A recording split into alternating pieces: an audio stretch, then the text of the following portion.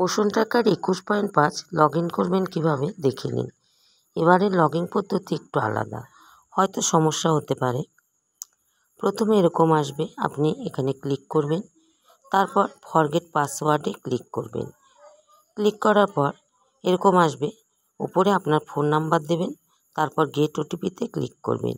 OTP আসার পর OTP বসাবেন, তারপর ভেরিফাই অ্যান্ড প্রসিডে ক্লিক করবেন। তারপরে এখানে আপনাকে নতুন এমপিআইএন লিখতে হবে, পুরোনোটা দেবেন না। উপরে যেটা লিখবেন নিচের ঘরেও সেটাই দেবেন। তারপর সাবমিটে ক্লিক করবেন। ক্লিক করার পর আবার লগ ইন আসবে, লগ ইনে ক্লিক করবেন। লগ ইনে ক্লিক করার পরে এইরকম আসবে, এখানে আপনি আপনার ফোন নাম্বার দেবেন আর যে এমপিআইএনটা দিয়েছিলেন সেটাই দেবেন, আগে যেটা দিয়েছিলেন। তারপরে আবার লগ ইন আসবে, লগ ইন করবেন। লগ ইন করার পর পোষণ ট্র্যাকার অ্যাপটি খুলে যাবে।